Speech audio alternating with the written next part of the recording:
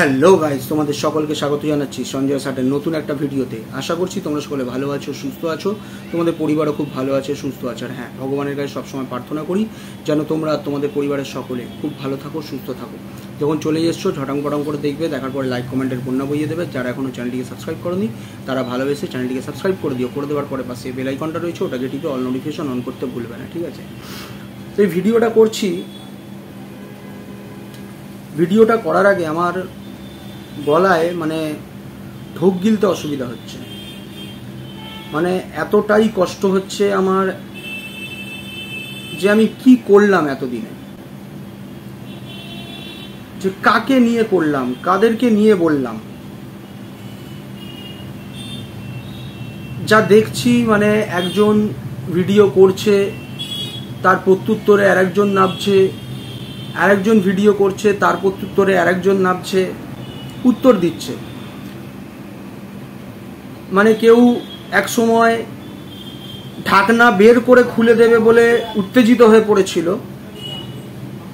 তাকে উত্তর দিচ্ছে ঢাকনা বন্ধ হওয়া বালতির মালিক উত্তর দিচ্ছে। তো আমার এই সব দেখে চোখ থেকে জল বেরিয়ে যাচ্ছে, চোখ থেকে আমার জল বেরাচ্ছে। আমি জল রাখতে পারছি না, আমি এত কষ্ট রাখতে পারছি না। আমার চোখ থেকে হুড়ু হুড়ু করে জল বেরাচ্ছে। পয়রো ফেলা তো আছি, একা একা কাঁদবে, আমি কাঁদতে পারি না, আমার ইমোশন নেই, আমার ইমোশন আছে। তোমরা বোঝনি এতদিন আমার কত ইমোশন আছে। তো ইমোশন আজকে আমি এরকম করে বের করবো। কত কষ্ট জানো, একে অপরকে উত্তর দিচ্ছে, মাঝখানে আমায় টানছে। দাঁড়াও, রুমাল নিয়ে আসি।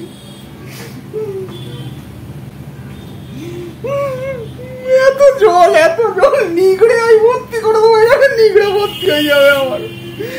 আমার কি দুঃখ কষ্ট হয় না দেখে? এক সময় ওই পয়রো ফেলা তো আসছি, একা সারবে বলেছিল, টেনে এনে ঢাকনা খুলে দেবো। আজকে তাকে উত্তর দিতে বসেছে গো, আর বসে মাঝখানে আমায় টানছে গো। আমি কি ছেড়ে দেবো? আমি ছেড়ে দেবো? তোমরা কি দেখলে আজকে এতদিনে? তোমরা কি দেখলে, কি বুঝলে?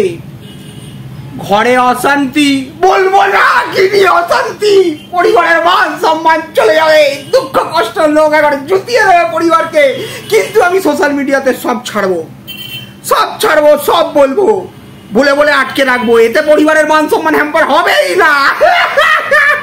জানিস, পয়লা ফলা তো 80 টাকার আমাকে একদম পাত্তা দেয় না, কিন্তু সব দেখে লুকিয়ে সব দেখে।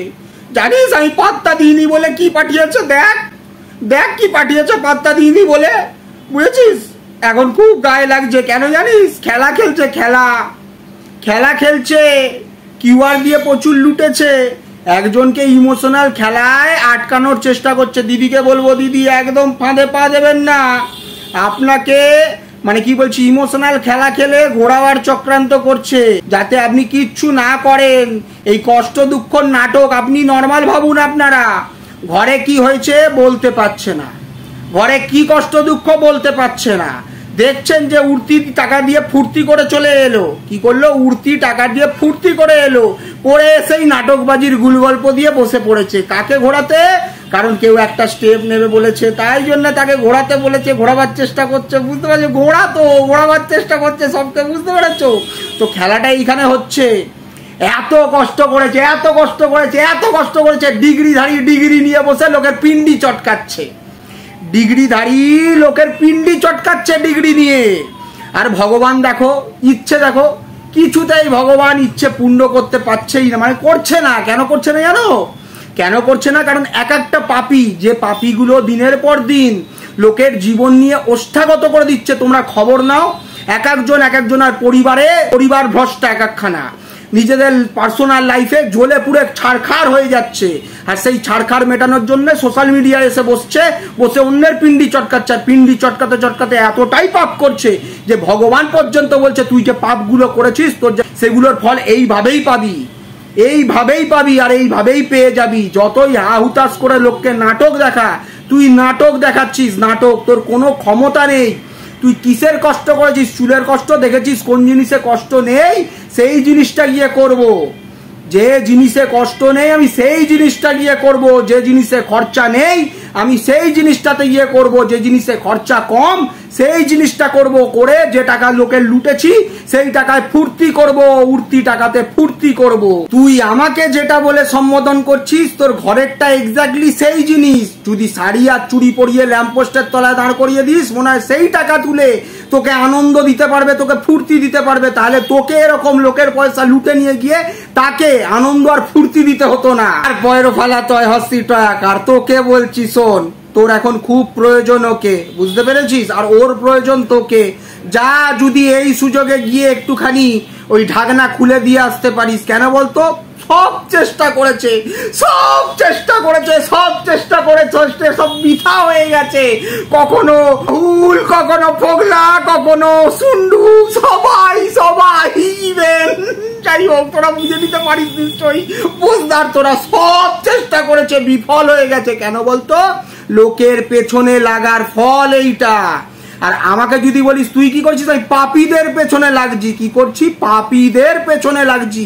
আর তোরা সাধারণ যে ব্লগার গুলো রয়েছে তাদের পিন্ডি চটকাস, তাদের জীবনকে ওষ্ঠাগত করিস, তাদের আর্নিং বন্ধ করিয়ে দেওয়ার চেষ্টা করিস। যে টাকাগুলো তুলে তারা জীবনটা চালাবে মনে করে সেইগুলোকে শেষ করার তোরা চেষ্টা করিস। তোরা পাপী, পাপিষ্ট।